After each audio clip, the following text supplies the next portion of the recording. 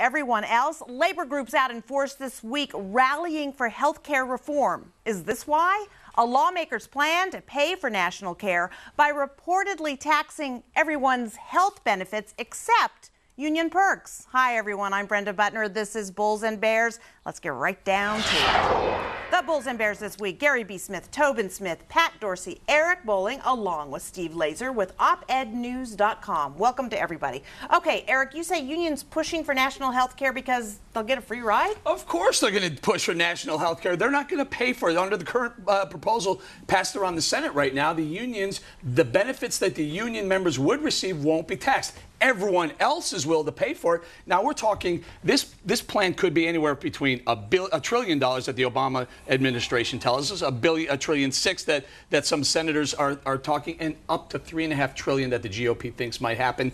Here's the issue, though. Think about this for 1 second. Let's say you exclude the unions from taxes on health care benefits. You're just going to drive everyone who has a choice right into the union membership. You're going to push them right into union ranks so they don't pay taxes on their health care benefits. I don't know, Steve. Unions have been supporting national health care long before there was any talk about taxing health benefits. Yeah, I mean, they've been at the forefront for the national health care fight for the last 30 or 40 years.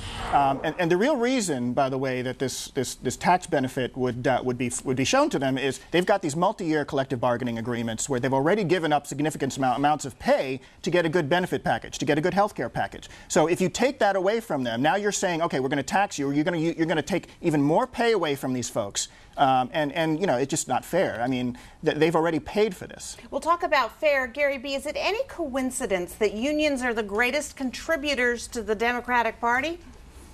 Zero, Brenda. Look, there's always an agenda here, and Eric hit the nail on the head.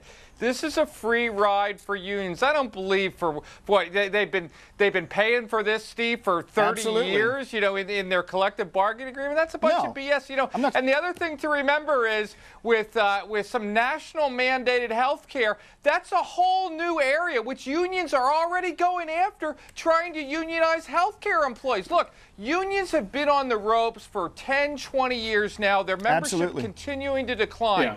Any competitive advantage they can get, whether it's a free ride on health care or unionizing new, nationalized health care workers, is a boon for unions, and that's why they're out supporting. Look, Gary, I'll tell you, it's only for a couple of years until the collective bargaining agreements that they've currently signed are over, and then. But let me tell you. That's just like all the government programs that get canceled once they've been started. Let me tell you the real reason why they want national health care, because they have this gold-plated Cadillac, whatever you want to call it, health care plan.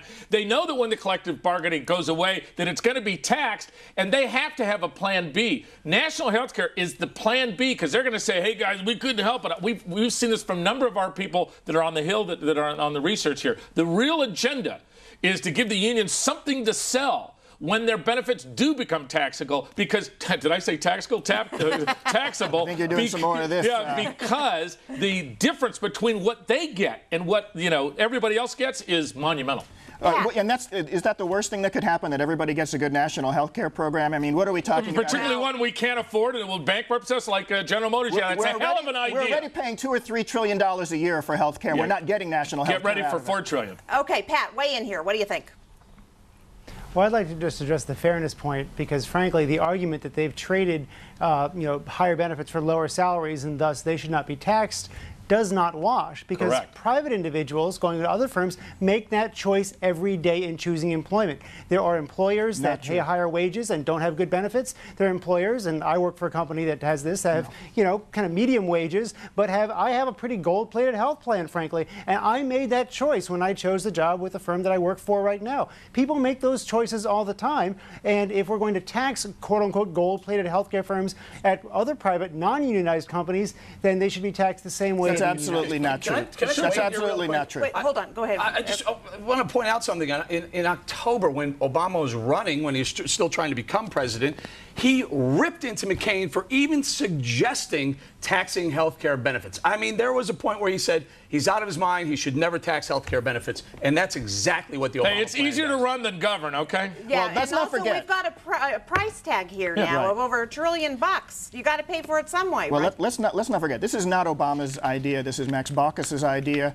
I don't think Obama is for this. And as much as he loves the unions, I don't think he loves them as much as the Republicans loved Halliburton, for instance. So I don't think the unions. Oh, wait a minute. That is the lamest one I've ever heard. Okay. Come on, you're better than that. Max Baucus is the Senate Finance Committee chairman who's leading Obama's health care effort. And you're right, the White House hasn't said one way or another what they think about this. But Gary B., could this be a way of buying Democrats' support? Because they really don't support taxing benefits.